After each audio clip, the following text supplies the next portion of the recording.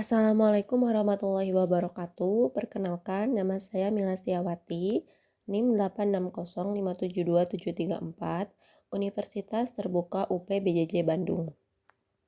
Pada video kali ini, saya akan melakukan kegiatan praktikum mengenai sifat-sifat cahaya, yaitu percobaan pemantulan cahaya pada cermin datar, cermin cembung, dan cermin cekung.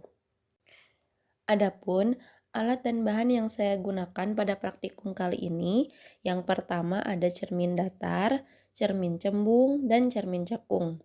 Lalu, untuk celah cahayanya, saya menggunakan sisir dan menggunakan kardus.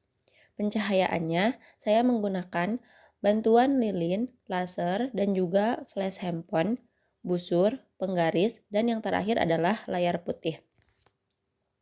Percobaan pertama adalah pemantulan pada cermin datar. Langkah pertama, saya akan susun lampu senter, celah cahaya di depan cermin datar yang sudah saya siapkan. Jadi, susunannya seperti ini. Langkah kedua, saya akan menyalakan lampu senter dan mengamati jalannya berkas cahaya sesudah mengenai cermin datar. Di sini dapat kita lihat sinar datang lalu dipantulkan. Sudut pantul selalu sama dengan sudut datang.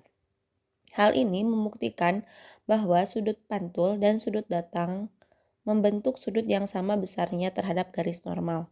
Jadi, kesimpulannya sudut I sama dengan sudut R.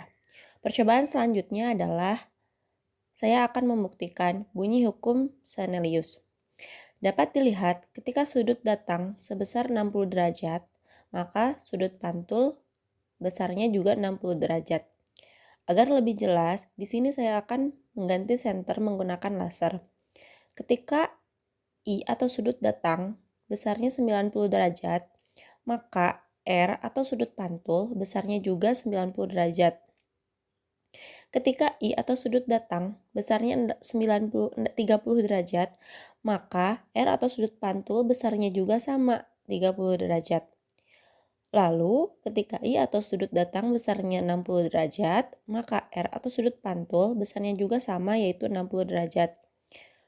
Percobaan selanjutnya saya akan meletakkan benda. Dalam hal ini saya menggunakan lilin. Saya letakkan di depan cermin datar dan akan saya amati bayangannya.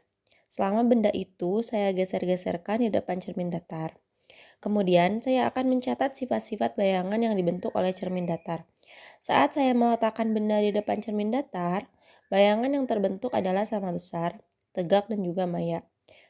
Saat saya geser lilinnya, bayangannya pun ikut bergeser sesuai dengan arahan saya. Ketika saya dekatkan, bayangan juga ikut mendekat. Ketika saya jauhkan, bayangan juga ikut menjauh. Lalu ketika saya ukur menggunakan penggaris, jarak antara cermin dan lilin sama dengan jarak antara bayangan dan cermin. Dan di sini jaraknya sama yaitu 10 cm. Jadi bayangan pada cermin datar adalah maya, tegak, dan sama besar. Percobaan selanjutnya adalah pemantulan cahaya pada cermin cembung. Ketika saya dekatkan cermin cembung pada lilin, cahaya tersebut akan dipantulkan dan sinar pantul akan menyebar. Dapat dilihat pada layar putih, di sini cahayanya menyebar. Lalu ketika saya jauhkan cermin cembung, cahayanya menyebar semakin luas. Jadi, sifat bayangan cermin cembung adalah maya, tegak, dan diperkecil. Untuk percobaan selanjutnya adalah pemantulan pada cermin cekung. Ketika saya dekatkan cermin cekung ini di depan lilin, dapat dilihat cahayanya terkumpul dan terfokuskan pada satu titik. Hal ini dikarenakan cermin cekung mengumpulkan dan memfokuskan cahaya. Pada saat cermin didekatkan, sifat bayangan yang terbentuk adalah maya, tegak, dan diperbesar. Saat cermin dijauhkan, cahaya yang terbentuk adalah nyata, terbalik, dan diperkecil. Kemudian, saat cermin cekung ada di tengah-tengah, bayangan yang terbentuk adalah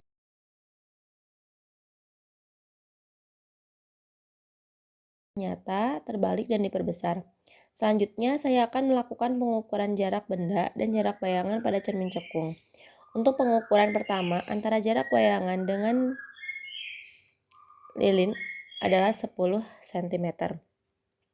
Sedangkan jarak lilin dengan cermin adalah 5 cm. Pada pengukuran kedua, saya telah mengubah jarak lilinnya. Setelah saya ukur jarak bayangan dengan lilin di sini adalah 12 cm. Lalu untuk jarak lilin dengan cermin saat saya ukur jaraknya adalah 6 cm. Untuk percobaan selanjutnya, saya akan menjauhkan cermin sampai bayangan tidak terlihat atau tidak tampak pada layar. Lalu, saya akan ukur berapa sentimeter jarak sampai tidak terlihat adanya bayangan pada layar. Nah, di sini jaraknya adalah 30 cm. Tidak ada bayangan yang tampak pada layar putih. Lalu di jarak 32 cm, terlihat bayangan juga tidak tampak pada layar putih. Selanjutnya di jarak 34 cm, bayangan juga tidak tampak pada layar putih. Lalu saya jauhkan lagi di jarak 36 dan 38 cm, di layar putih juga tidak tampak ada bayangan.